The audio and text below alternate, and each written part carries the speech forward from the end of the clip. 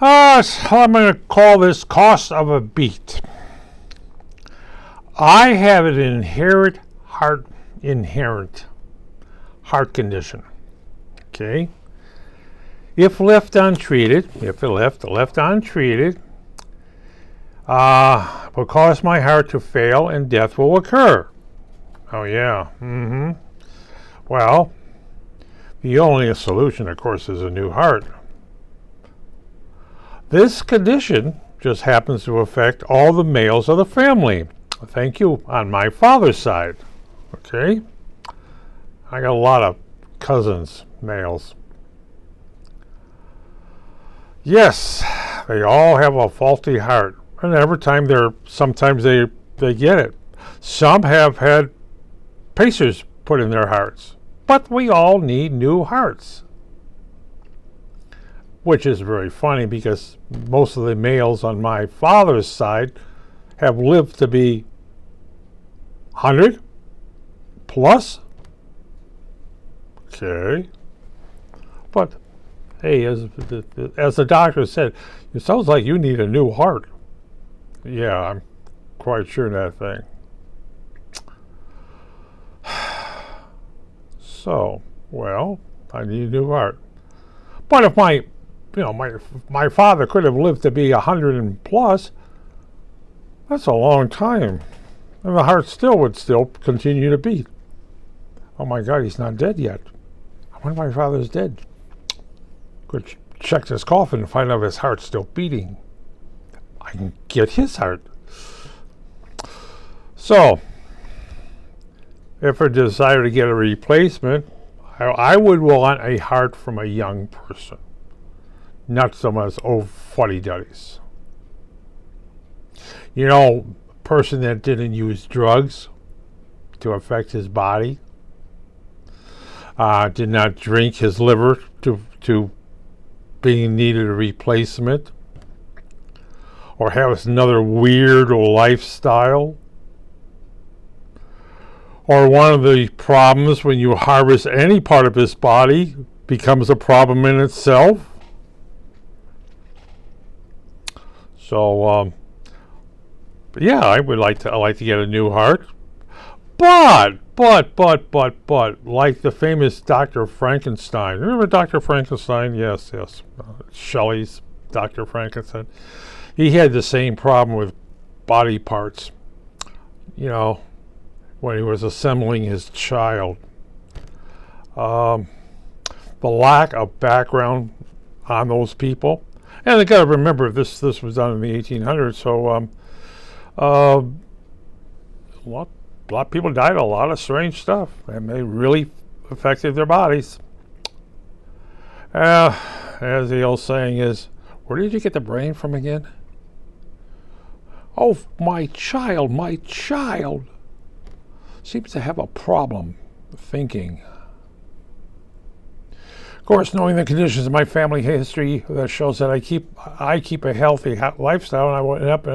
Or if I don't keep a healthy lifestyle, like one of my cousins who has seemed to has a problem with his heart.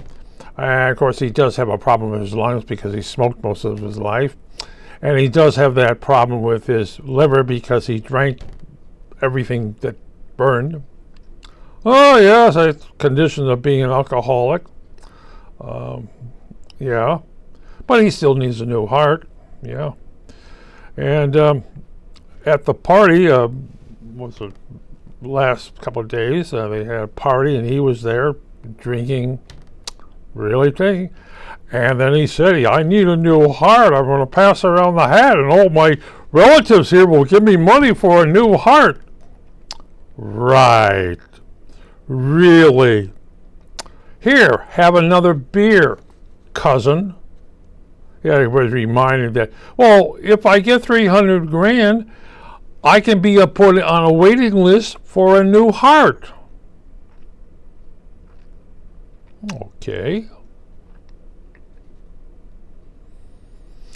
Well, not that his heart's going to stop, because if his heart's going to stop, I would think he would, as he's eating his hamburgers,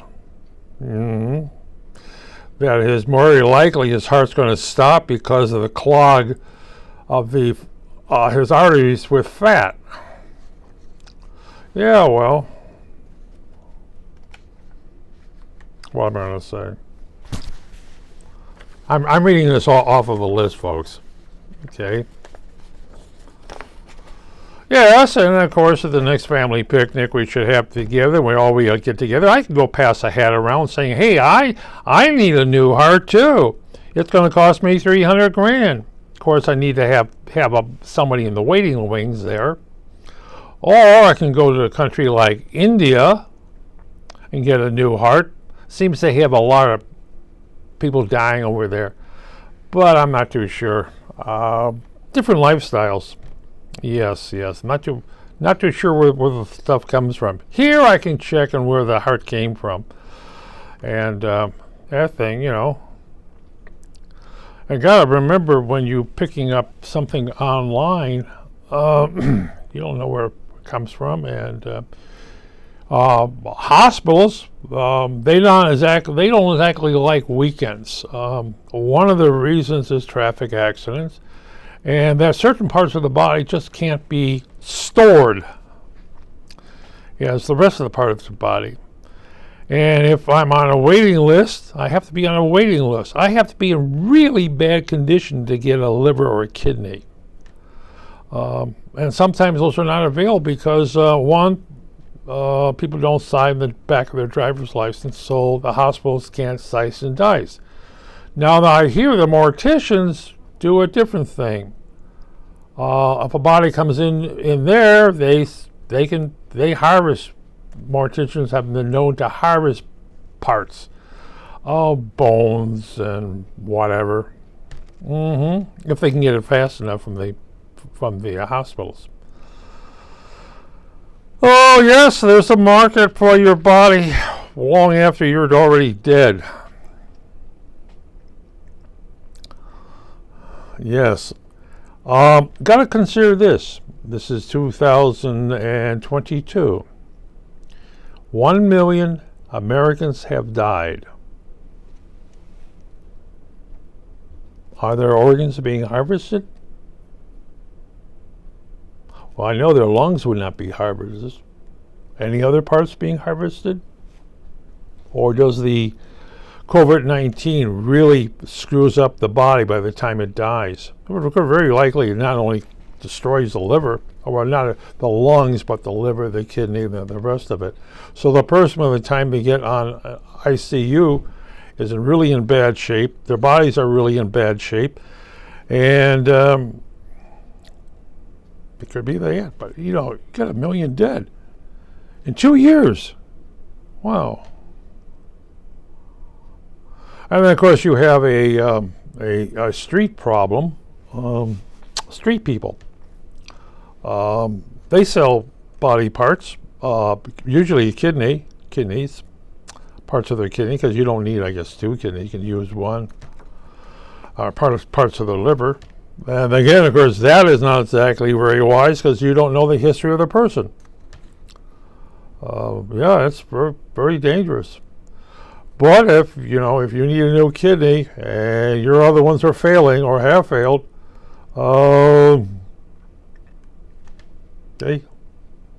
people do strange things. Yeah, when I die, I'm going to be sliced and diced and drained of blood. Hey, depending on how I die. If it's a traffic accident, I'm going to be sliced and diced and drained of blood. I don't need the blood. Somebody else may need the blood. Do they do that? Most hospitals don't, because they don't know what's in the blood. And these days, be a lot of nasty things that could be in the blood, especially if the person's a drug user. They may have damaged their red cells or white cells, and all the cells of the walls.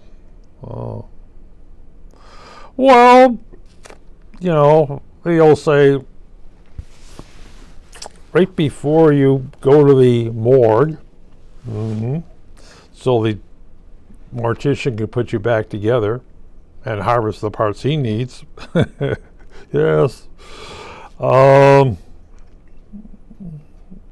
they would like to know a medical history of the person.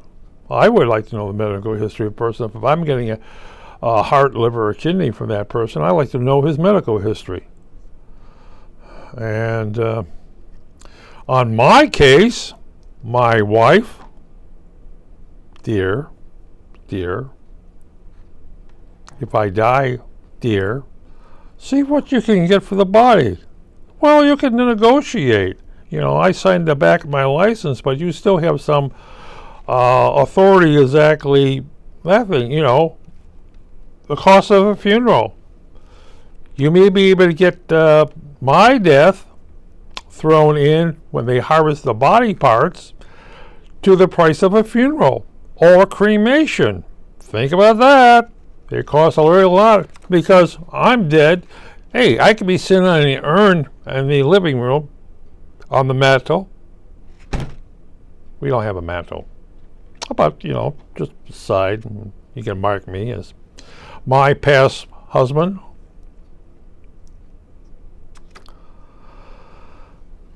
Hey, I might be worth money. Well, I don't drink, I don't smoke, I don't do drugs. I might be worth money. Dead. Oh boy, she not only gets the money from the insurance. How much you insured me again for?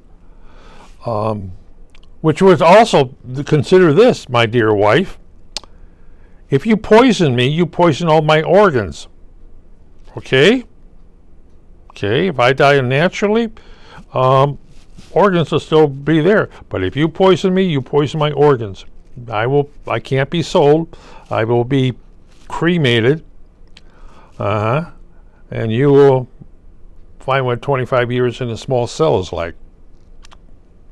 Hey, that's what morticians are there for. One of the things a mortician does, even in a traffic accident, they take a blood sample, they analyze the blood. And if it comes up funny, well, let me see. Oh, he's a drug addict. Maybe he did it that way. And if it comes up funny, with something strange in the blood, they look at the spouse. Yo, you better know it. So you better hope I don't commit suicide or you get blamed for it.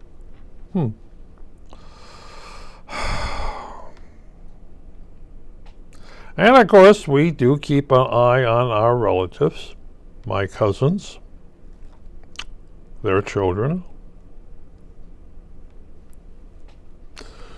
Hey, if I get a new heart, I hope it's for a relative, somebody that's young, that doesn't have a strange and weird lifestyle, you know, just gets killed in an automobile accident. Hey, I got news for you. Cousins, if one of your children happen to die, can I get some body parts? It's one of the nice things about having a lot of relatives that are still alive. You know where they are. That's ghoulish. Well, it might be ghoulish, but if, as one of my cousins said, he needs body parts, and if it's from a family member who has died and hasn't destroyed their lives, why not? A person's lifestyle will go on and on and on. Which reminds me that, hey, Casper, you remember Casper, you may have to find a new partner if I don't die, because I get to live on my other family relatives' body parts. Yes, you're going to have to wait a little longer, Casper. So, hey, I signed the back of my driver's license. I'm quite sure all my ghoulish relatives will be the first to ask for parts. I don't take drugs. Good heart. I don't do drinking. Good liver. I do have a kidney. Yes. And these things can be used. Of course, they're my age, but hey, they're better than nothing. I don't seem to have too much, except for I do like that. I blinded a bat, but like that. I heard there's some miracle drugs out there saying that, hey, take this, it'll save your eyesight. Oh yeah? But that's about my thing. Cost of a beat, yes. What I won't do for a new heart. Cousin,